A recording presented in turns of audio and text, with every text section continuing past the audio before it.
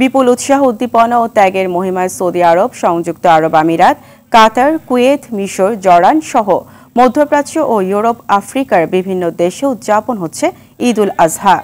ঈদ জামাতের পর আল্লাহর সন্তুষ্টি লাভের আশায় পশু কোরবানি দেয় ধর্মপ্রাণ মুসলমানরা। স্থানীয়দের পাশাপাশি প্রবাসী বাংলাদেশিরাও উদযাপন করছে ঈদ। বিস্তারিত জানাচ্ছেন রাকিব হাসান। নগদের কাছে সব গ্রাহকই প্রিয়, তাই তো সারা দেশে ক্যাশ আউট চার্জ সবচেয়ে কম। মুসলমানদের দ্বিতীয় বড় ধর্মীয় উৎসব ঈদ উল আজহা সৌদি আরব সহ বিশ্বের বিভিন্ন দেশে ধর্মীয় ভাব গাম্ভীর্য ও উৎসবমুখর পরিবেশে দিনটি উদযাপন করা হচ্ছে। দিনের শুরুতে সৌদি আরবের মিনায় উপস্থিত লাখো হাজি শয়তানকে পাথর নিক্ষেপের পর ঈদ উল আজহার নামাজ আদায় করে। এরপরেই আল্লাহর সন্তুষ্টির আশায় কোরবানিতে অংশ নেয় তারা। উৎসবমুখর পরিবেশে ঈদ উল আজহা উদযাপন করা হচ্ছে সংযুক্ত আরব আমিরাতেও। দেশটির প্রতিটি মসজিদে ঈদের নামাজ আদায়ের পর পশু কোরবানি দিয়ে ঈদের আনন্দ ভাগাভাগি করে স্থানীয় এবং প্রবাসী মুসলিমরা।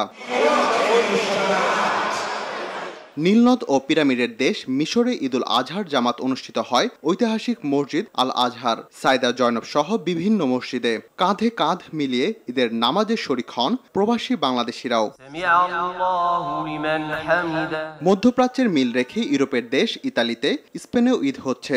দেশ দুটির বিভিন্ন শহরে মসজিদের পাশাপাশি খোলা মাঠে ঈদের জামাত অনুষ্ঠিত হয়। এছাড়া বাহরাইন, জর্ডান, কাতার ও কুয়েতেও ঈদ উল আজহা উদযাপন করা হচ্ছে। রাকিব হাসান, RTV।